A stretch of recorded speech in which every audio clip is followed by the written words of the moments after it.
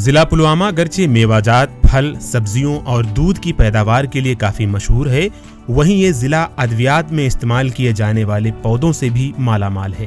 حزام یعنی لیونڈر جموں و کشمیر میں پائے جانے والے ادویاتی پودوں کی ملکہ کہلاتی ہے۔ ضلع پلوامہ میں تقریباً 1200 سے زائد کنال اراضی پر لیونڈر کی کاشت کی جاتی ہے۔ ضلع کے بونیر علاقے میں ایک سرکاری فارم بھی چلایا جا رہا ہے، جہاں پر لیونڈر، روز میری، گلاب جیسے پھول اگائے جاتے ہیں۔ اس فارم میں 2000 سے زائد افراد کام کرتے ہیں۔ اس فارم سے سالانہ 50 لاکھ تک کی آمدنی ہوتی ہے۔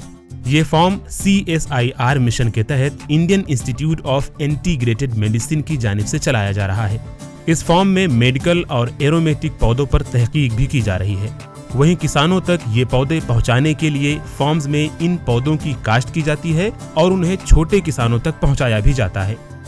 یہ فیلڈ اسٹیشن تقریباً 60 ہیکٹیئر یا ہم 1200 کنال اراضی پہ جو مشتمل ہے یہ، اور اس فیلڈ اسٹیشن پہ مختلف قسم کی، مختلف اقسام کی جو ہے میڈیسنل اور ایرومیٹک کراپس کی کاشت ہوتی ہے۔ ان کی پروڈکشن ٹیکنالوجیز پہ تحقیق ہوتی ہے، ان کی پروسیسنگ ٹیکنالوجیز، ان کی ویلیو ایڈیشن ٹیکنالوجیز پہ یہاں پہ تحقیق ہوتی ہے اور فیلڈ ٹرائلز ہوتی ہے۔ اور اس فیلڈ اسٹیشن کا مدعا و مقصد یہ ہے کہ ہم اس فیلڈ اسٹیشن سے ان اقسام کے پودوں کی جو ہے پلانٹنگ مٹیریل جنریٹ کرتے ہیں، جو ہم باقی دور اندیش علاقوں میں، پہاڑی علاقوں میں پھر ان فصلوں کی کھیتی کے لیے جو ہم کسان بھائیوں کو فراہم کرتے ہیں۔ آن این ایوریج جو ہے ہمارے پاس دن میں 70 سے 90 کے آس پاس یہاں پہ لوگ ہمارے پاس جو فیلڈوں میں کام کرتے ہیں، اور اس حساب سے تقریباً 2000 جو ہمارے ورکرز ہوتے ہیں، جن کی مختلف قسمیں ہوتی ہیں، جن میں گینگ لیبررز ہوتی ہیں، جن میں سکلڈ، ہائیلی سکلڈ ورکرز ہوتے ہیں، وہ تقریباً 2000 جو اسامیاں ہماری جو ہے 2000 سے 2500 اسامیاں ہماری ہر مہینہ جو ہماری یوٹیلائز ہوتی ہے۔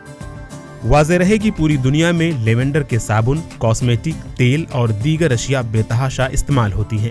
اس کے علاوہ بیکری اور کھانے کی اشیاء میں ذائقہ بڑھانے کے لیے بھی اس کا استعمال کیا جاتا ہے۔ ETV بھارت کے لیے پلوامہ سے سید عادل مشتاق کی رپورٹ۔